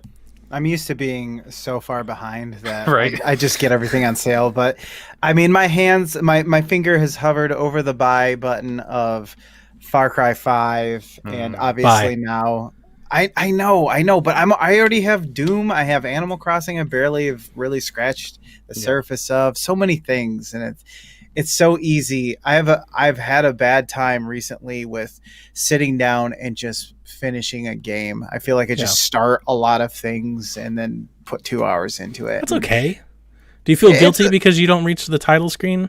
No, I don't feel guilty. I just feel like I don't get anything done. You know what I mean? I feel like I'm just playing 10 games and I don't finish anything, and then it makes me, I want the next new thing, and then I'm playing that. So that's why I had to put down Apex, Fortnite, Division, because I was playing all these games that just don't end, and I'm like, I'm not getting anything done. The second I do it, I beat RE3, I beat Evil Within 2. I'm able to focus and actually just do something where I feel like, hey, I did this. I can always go back to those open games at any point because they'll still be there. They'll still be the same. They'll still be never ending. So I'm kind of just trying to make myself actually play stuff I can beat. So I hear you. That is exactly why I'm so late on Resident Evil 3. Somebody who was so excited about it, and Doom, is I put them all off to play Ori. Because I was like, if I don't... That was my issue with the first Ori, is I played it on Xbox, I stopped playing it to play other things. By the time I got back to it, I was like, I have no idea where the hell I am or even where I was supposed to go. So I was like, when Ori came out, I was like, I'm committed to beating this. I played nothing but this game until I rolled credits on. But typically, I definitely agree. There's a sense of accomplishment having to beat something. I like that with Resident Evil 3. It's so short, you can complete it. It was 3 days for me with my limited time. So there you go. But at the same time, I've let go of always trying to make sure that I beat. I never want to feel like I have to beat everything. If I've played something for 10 hours or so and I'm just tired of it and want to do something else, do something else. You're fine. The heart wants what the heart wants. It's truth. Andrew asks, assuming that they run well, are there any games from last gen, like Crysis, that we would buy and replay on Nintendo Switch, or is old game old? Lucas, why don't you go first on this one? Boy, so is this EA's first foray into Switch then? Because Crysis is owned by EA, right? Well, do they own Crytek? FIFA's on there. I feel like this was wasn't it published by EA? Maybe I'm just making up things. Oh, I think you're... Oh boy, everyone's scattered. We're like, what's going on? Yeah, publisher, Electronic Arts. Yeah. So they didn't develop. They're publishing the games, yeah. But this is because I thought EA was like, we're not putting anything out on Switch. No, they did the FIFA game, and they've done a couple. A few things. But overall, not their big stuff. It's like Yarny is at EA, right? Unravel. Unravel, yeah. Yarny. What is Yarny? Yanni? Woolly. Yanni? We're gonna play some sax flute. What's going on? Are they publishing the remaster? I actually never even checked into it. They've got better things to do. Well, I would say I can't believe things like SimCity or The Sims, that type of thing. Can you imagine a time sync like The Sims where you can just check in Animal Crossing? I think something like that would be good, where I don't feel like it needs to be necessarily this 40-hour game RPG experience, but something you could just sink some time into and just play around with. I noticed they put City Skylines on the Switch, and that's true, they do. I think that's a great idea. We have Roller Coaster Tycoon and stuff. There's a few of those. Yeah, games where you can just check in and not really feel like you. Although I can't imagine what the load times for those games are, but Yeah, so that's 480p I- resolution, baby. oh gosh. Oh yeah. That sunset looks real great. But yeah, The Sims, Dead Space all day. That's good. I mean, let me answer. I would say that I think there are a lot of really great like seminal games. I think some of them are really coming over. Like we got all the 2K games, right? We got Borderlands, we got XCOM, we got BioShock. Like those are big ones. Yeah. Assuming they run well and the port well, man, I would love any of the Rockstar stuff. I've said that for a long time. I think those would always be, they'll always have a market. I think you can sell Grand Theft Auto 3 on anything. Like people will buy that game. It's on phones, so why not? Red Dead Redemption in handheld, like I think people would even rebuy that, and I think they could sell it at a pretty high price too.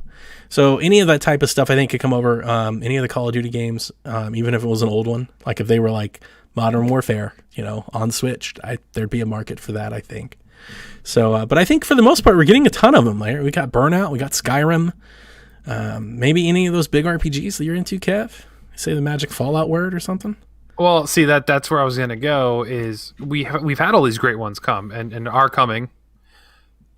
I've pulled the trigger on none, and I have zero intention of playing the trigger. Yeah. The problem for me is not that I wouldn't want to replay these old games. Like if you put Fallout 3 out again, remastered a little bit, because obviously it's an early PS3 game at this point, I would love to revisit that. My issue is on the Switch, I have zero drive to do it on the Switch. At this point, my Switch is no longer a portable console. It stays in the dock because, and I know I talked about this a lot, and I could just resolve it by buying new Joy-Cons. The Joy-Cons are so horrible now, it's not even worth playing anything portable. So I just leave it in the dock, and I play with my controllers I bought, and I'm good. And I enjoy it that way. So that's kind of my experience there. So anything that I would play would be docked anyway. So I'd rather play it on a PS4 or an Xbox One if they were to bring stuff over. But I'd expect it to be like a remaster, like not just a port of the same game. Or in the case of a Switch one, possibly a downgrade in some of these games. Oh, for sure. Mm-hmm. Mm-hmm. So, yeah. So for me, it's a no, but I totally get why other people are excited and are into it. It just, for me at this point, my Switch is a docked console. It's firmly footed in the world of I will play games that I can only get on Nintendo. On it, I think for the most part, and some of the indie games that are cheap, I think those work for me there. But I think it's kind of run its course for me as far as buying third-party games less than something exclusive to the console. Especially stuff you already own. Yeah. Yeah, I think for us, I mean, there's really no good reason for me to be like, I'm totally going to buy, XCOM, which I've never played, which I could literally play on anything that I own at any moment. I've never played it, and I'm literally thinking about buying on the Switch. But that's just like consumerism. It's just, brand loyalty. It's like I really like my Switch. I played a lot, so I, if I'm going to take a flyer on a game, I wouldn't mind taking it there. Plus, those games, they hold value. Like Switch carts sell well.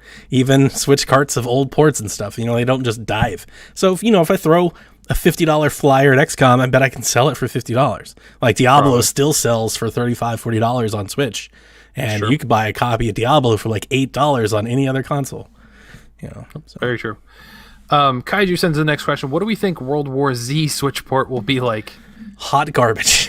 Yeah, I don't see how this game is going to run well unless they take away a lot of elements. Like you don't get the swarms of zombies, you don't get the climbing of each other into that tower format, iconic from the movie. And if you played the game like that, I just don't see how this is going to run or be good at all. Plus, let's factor in just the Switch with online gaming, period. It's still not great. Nope. And this is a game where it's going to be crucial, especially with your teammates, to get through these levels. Like we've played it on Xbox, and you need good internet. You need to be able to rely on your teammates. It's very hard to do it otherwise. So I don't want to say I don't know why they're even bothering, but I don't know why they're even bothering. I'm not really familiar with the game, honestly. Super fun. I know what World War Z is, and I know it's about zombies. I know what the game looks like, but I haven't played it.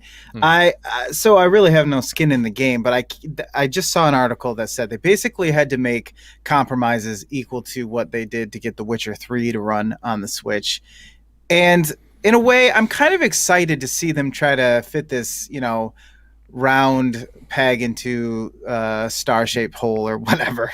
And Mushroom-shaped hole in this case. Yeah, yes, exactly. So I don't know. Like to that point, I guess it's kind of interesting to see if they can do it well, because then it opens the door for other games. But I mean, it's not going to be the best way to play it. I would buy it elsewhere. Why would I? It's good for the people who want it. Okay, we'll just say that. I just feel it's a lot of work for them to make it work. That I don't know if they're going to get that return on investment as far as sales are concerned. It's kind of surprising they're even going down this route. Really. So they're doing this. They're the same folks that are doing the port for Crysis. Like they're taking the port from Crytek and putting on there. And for that, as I said on Nintendo Shack last night, for that I think it's a matter of like, we got Crysis running on a Switch. I think there's almost like some sort of pride there. Yeah. Why they're doing with this game, no clue. And the difference with The Witcher, while I understand Witcher's playable on Switch, like that's what we keep calling it. It's playable. It's not great, but it's playable. The difference being is Witcher just got cut from a resolution standpoint, from a texture standpoint. It just looks. Yeah. This is an online, it's basically an online only game. Like the way it's meant to be played, it's Left 4 Dead. You're meant to be playing with a squad of friends. So even if they cut the resolution and everything, it's still the fundamental aspect of having solid multiplayer with all the things happening on screen. That's the part that I have I have the ability, I believe that Switch could run a copy of World War Z that actually looks competent. Like from some of the ports that I've seen switch to Skyrim and Saints Row and things like I could imagine World War Z is not like a great looking game. No, it's kind of like State of Decay in that regard. Like, I've never looked at it and been like, oh my God, look how amazing this game is. So there's a part of me that thinks I could see it running on a Switch. The question is, are you constantly being dropped? Are you finding matchmakers? Are you getting glitches? Is your thing freezing? Are you missing shots? Those are the types of things that will ruin a game like that. Because that's that's the fundamental, that'd be like if you tried to jump in Mario and the jump button didn't work. It's like, that's the whole point of the game. That's the part that scares me most about World War Z. Not so much the cutbacks that they have to do it. Because can the network even support it? Exactly. So Kaiju, don't do it. Dev asks, RGBs, do we love it or hate it? And does it make everything faster? Does not make everything faster. Although I will say I do love it. My keyboard is RGB now, and I freaking love it. So I'm a fan. All the lights, turn them on, baby. Love it. I like it when it's done tastefully. What I don't like, I like customizable RGBs. When you have the option to just, you know what, I feel like I want purple today. And then you turn it on and everything goes purple. What I don't like is this cheap mouse that I have right here that has no customization. It just goes and scrolls through all of the colors and I have no control over that. The rainbow effect in these cheap peripherals is I just hate it. So you're saying you do not like the rainbow connection? I gotta say, I'm telling you right now, the Rainbow Connection is out. Wow. It does make everything faster, though. I feel like I'm much better at playing Doom with this mouse because my hand is just so fast. That's what you mean, right? Just like, bam, headshot, bam, bam, bam, bam, bam, bam, bam, bam, bam, bam. Okay. Callow wants to know, what game are we buying with Daddy Trump's stimulus money? He put his name on the check, don't you know? Not to get too political. Well, I mean, I had direct deposit, so I didn't have to see it. I don't know if I'm buying anything gaming related, Callow. We're trying to be somewhat responsible with the money. Like, I need a new hot water heater before mine decides to crap out and flood my basement or something. So that's going to be a substantial amount of that too. We're doing some quality of life home improvement type stuff, get a new grill. We told each of the kids that they could drop $200 and pick whatever they want, kind of deal. Because it's money we're in the fortunate situation that I'm not losing money. My work still continues on. I'm more essential now than ever. That it's not life or death or saving us, but we're trying to use the money with somewhat responsible things, but let the kids have some fun, because ultimately they're a month in without being able to interact with their friends or go out and do stuff. So they're kind of, itching to do things. So we're letting them spend some money. My youngest picked out a dollhouse that's coming in the next couple days. My middle child wanted a new cell phone because hers is kind of old and busted. So things like that. We're trying to use money to do things like that and spend it, which ultimately is what the government wants us to do anyway. So no real intentions on doing anything gaming related with it right now. My money came right into my bank and right out the bank to the car that we had to buy this year after my wife wrecked her. So it just went right on the car loan. I did literally, so it was in my account all of an hour, just right in and out. So. Yeah, that's how I just got our taxes back, and it was like, all right, what debt are we paying off? And thankfully we are looking to be debt free now. So that's good. That's awesome. Thank you. With the stimulus check, I mean, I bought Lego Marvel 2 technically because it's like, look at how much money we got all of a sudden, it's $10, whatever. So and then I bought Injustice 2. So those two things I did buy basically because we had the extra money. You know what? I bought Rebecca Golf's Story last night because she still hadn't played it yet, and I blamed Oh it my on. God. I blamed Really? it on. I blamed it on that. She was like, "You didn't have to do this. It's not my money. He just gave us." Nice. Now I will say I was allowed to make a major purchase, but I won't be a braggart. Major purchase. And for the old gaming room / home theater, if that gives you any idea of what it might be. So I know what it is. I bet you do. So yeah, I mean, I gaming was out at that point. It was kind of like, okay, I'm upgrading equipment. So Yeah, that makes sense. downstairs in my basement. In your man cave. So next two questions to wrap this up. Nathan, when will Kevin play Final Fantasy VII Remake? Joke answer, when the full game actually comes out, Nathan, because I can't play Final Fantasy VII Remake. But real answer is, and this kind of ties back into Callow, is I'm thinking about it, actually. Not because I was a person who's been foaming at the mouth to go back and revisit this game, because I played it. I'm good. But these large old school JRPGs, I really don't have any desire to go back in, but I do understand that this game is totally different. Like, it's not really the same game at all because it's so far removed from the original that I understand it. But I'm not in any rush. As I said, I have plenty of stuff to play right now. I've been getting stuff sent to me, a couple games a week at this point that I haven't even touched yet. So I have plenty of stuff on my plate to play. So I'm not in any rush. But the serious answer, Nathan, is I am considering it, and I may pull that trigger. I'm not sure yet. Lucas, you don't have a PlayStation, so you don't really have. I've been jonesing to get a PS4 all of a sudden. I'm not even joking. If I Wow. hadn't, I'll if sell I you mine. hadn't, I got an extra one. are you serious? Dude, I have a Slim in my room. I almost gave it to Rebecca last night. I was like, you can just have it. Like, because I bought a Pro. Well, don't tell me that, because I'm just gonna expect it for free. I bought a Pro. I bought a PlayStation 4 Pro a couple weeks ago. I Yeah. got the Death Stranding one because I think the console looks cool. But I bought it because I want to play The Last of Us on a Pro, and I was convinced that we weren't getting a Last of Us Pro model, so I went ahead and just bought one. I got a used one on eBay, got a good deal. So I have the Slim. It's like a very great, very new Slim PS4. Like GameStop trading credits like $100. I was like, I'll just keep it. Like, what am I gonna trade a PS4 for a copy of one game? No, it's just a Blu-ray player at that point. So I literally was looking at my wife. I was like, I don't know what to do with this thing. Like, we just put it on a TV. We don't even use. It's just there. Like, I just have one. I'm not doing anything with it. So I will take any and all offers. If you really want one, I've got one, and be happy to ship it to you. There was a God of War, The Last of Us remastered, and something else. All like New Horizon Zero Dawn. All You three play Spider-Man, packed too. in. Spider-Man. Yeah, Spider-Man. That horror game, Until Death, I think it was Until called. Dawn. Until So Dawn. good.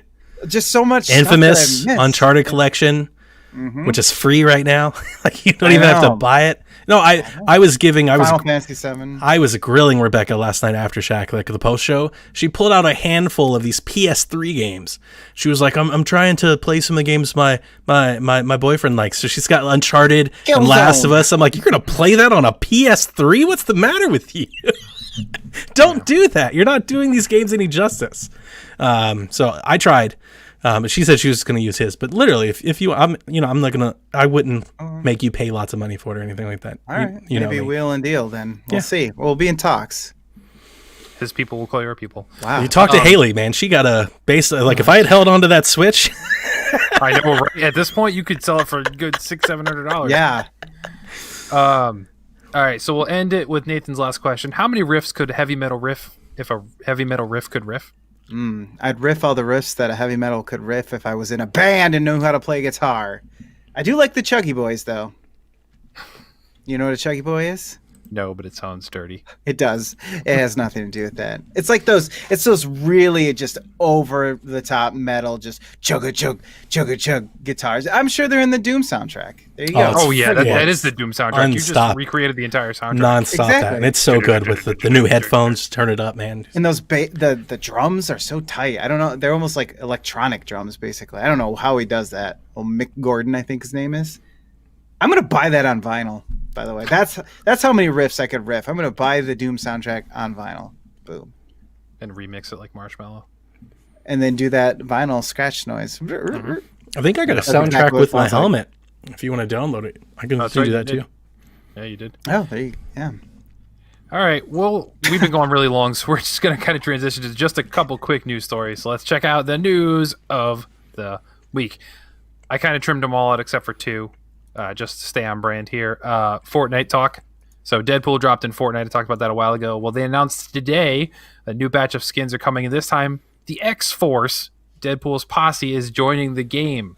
Oh, So the skins include Cable, the battle-hardened time-traveling soldier, and the leader of the X-Force, actually. You can also get the telekinetic Psylocke and Domino. Each of these skins can be purchased from Fortnite's in-game item shop. So it's not earnable like Deadpool. You could earn Deadpool for free if you played the game enough, but We did. these ones will be purchased. So We got yeah, them. I did too. I did buy some of the other stuff that were Deadpool related.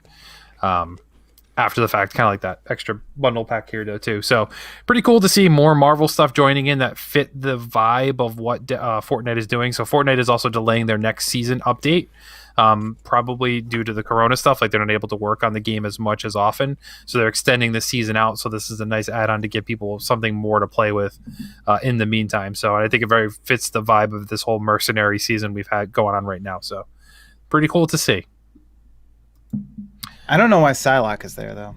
I don't either. Like, she's not part of X-Force. She was, not even really super relevant. I only know Cable. Well, Domino was in Deadpool too, so if you saw Deadpool 2... I didn't remember him or recognize him. Who's John Krasinski going to play? That's the real question people want to hear. In what? He's in talks to join a Marvel movie. So is everybody. But, what's he going to do? Keanu Reeves, and I don't know. Well, Keanu John makes Krasinski. sense. Keanu basically is a Marvel character. He could just be Keanu Reeves. It's That's true. John Krasinski, I don't know, man. If they reboot the X-Men, he could probably fit in as one of them. It's going to be a villain? No. I don't think he'd be like a Cyclops because he's too clean-cut, wishy-washy. That's pretty good, actually. I could see that. I think Cyclops would work best for him there, too, with Keanu Reeves being Wolverine. Good pull. Yeah. Garrett says Captain America 2.0. That's basically what he is. When I was thinking that, but they're not going to do Captain America again. Falcon Captain America was right now is Falcon. So yeah, it's not. They're not going to reboot him there. But I think he'd fit in as. In this racial Cyclops. Current climate, to do that. They're already throwing a fit because they can't get Black Widow out, and people were like, "Put it on Disney Plus," and Marvel's like, "No, we can't do that because we're finally trying to give this character some justice and a female lead. We can't now release it on Disney Plus for free." So, that's out there too. Speaking of doing females right in this world. Selena Gomez suing the crap out of a mobile company. That whole bit, that whole time capsule, just speaking of doing females right. Yeah. Selena Gomez. See, you're not supposed to call out the innuendos and segues, Donnie. If they only... You're not used to this stuff. If they saw the chat going on, not the chat that chat has, the private chat, the dark chat that you don't see. Yeah. That's the good stuff. But she's suing the crap out of a mobile company that makes the game Close Forever styling game for $10 million. And if you click on the article here, guys, you'll see the actual in-game cover art. It's okay because they mirrored the image and they'll never know. Oh, wow. It is literally her in the same outfit, the same pose as a magazine cover. They just flipped. It's like you did the...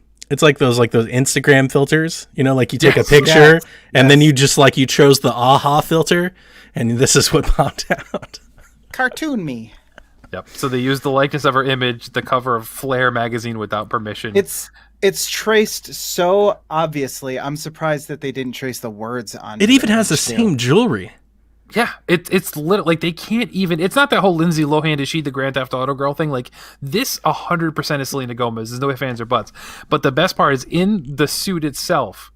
In her statement here that they didn't ask for permission, she said, "Nor if asked would Gomez have consented for such use in the game, which apparently relies on the unsavory practice of luring its users to make in-game purchases in amounts as much as $100 to fund imaginary spending in the game and unlock features." So she throws so much shade on here.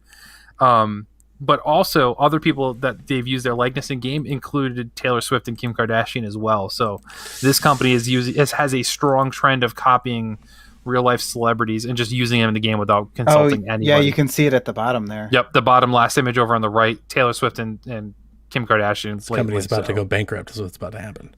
Yeah, What? they're gonna get a cease and desist. Like they probably won't, like I don't think she'll win a case, but the game will be removed and taken down. I bet easily. Hmm. You know, and that'll Such be a shame too, because it's a great game. I mean, I know you've played it, Lucas. How many hundreds of dollars have you spent on imaginary spending? Remember when I said I do like 2 hours a day? This is all I'm playing. I'm clothing forever, and That I'm Trump styling. money, baby. That's right. My That was paper the big doll. spend. That was the big purchase he My made. paper doll character, who looks like Taylor Swift, has got the flyest outfits. She's Just ready. shake it She's off. ready for summer, dude. Just shake it off, Lucas. I'll shake it like a Polaroid picture. Oh, hey. All right, guys, let's wrap this thing up. We're having too much fun here. Before we go, Donnie, where can people find you and other places you lurk besides occasionally dropping in here on Prime? Hit us up at the Discord, psvg.blog/Discord, where you can find me playing Nintendo, as well as all of the other internet social destinations.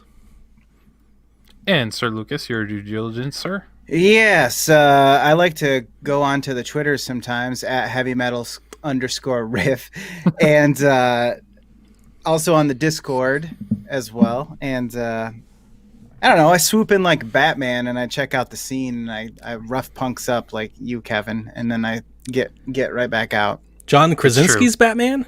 Or Yeah, and then I look at the John camera and I'm Krasinski's like, not Batman. That's Edward from Twilight. That's not Batman. know. Look at Kevin. Actually, that's one way to rile him up, is just to throw incorrect Marvel facts into things.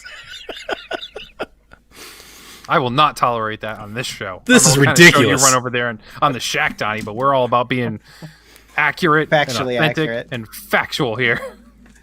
Only on Deadpool's posse, though. Yes. I mean, and I drop into the Flux Oppose Discord and cause havoc there. We've both been likened to being the virtual version of each other in each other's Discords as far as coming in and derailing talks. we're cloak and dagger. Yeah. Although we aren't canceled after one season. Ouch. Hurts. As Donnie said, please head over to psvg.blog to find out all of the things we do here on the network. If you want to follow me at PSVGKevin on literally everything. Grindr, Tinder, Grubhub, all that stuff. Out there. Yelp. Yep. Leave a 5-star review. Mixer. What? Mixer. Well, I am actually on Mixer, so that Beam. works. Beam. Yes. I still Every use time we Beam. go on, like, so you started saying like Tinder, Grindr, I was like, what's the most least significant platform, like social platform? And what came to my head, I was like, MySpace. Mixer. Mixer. Aw. MySpace has totally got more users than Mixer does. Ouch. But they don't have Ninja, do they? Before we leave, though, we do have to thank all of our Patreon supporters over at patreon.com/PSVG, such as Edwin Callow, Barry Cathcart, Josh the Bonesaw, Boney, Coach Mo, Dev Tyus, Chris McElfresh, Kyle Heyman, Paul Calicote, Mike Masick, Zach Bradshaw, and since he told me how to pronounce it, I'm going to try it in my most New England accent possible, Nick Falhaba. Thank you all for your support and undying love and eternal gratitude. We appreciate y'all. And if you're not on the Patreon, please check it out. Patreon.com/PSVG. Check out what you get, which is basically access to the PSVG DLC feed, which has a butt ton. That's right. That's a metric term there for all you Canadian folks out there. A butt ton of content being released constantly. That it's just ridiculous. We give it away for such a small price. But check it out. Patreon.com/PSVG. So everybody, we thank you for tuning in. Thank you for telling a friend. Most importantly, as always, we ask that you never Stop. Gaming.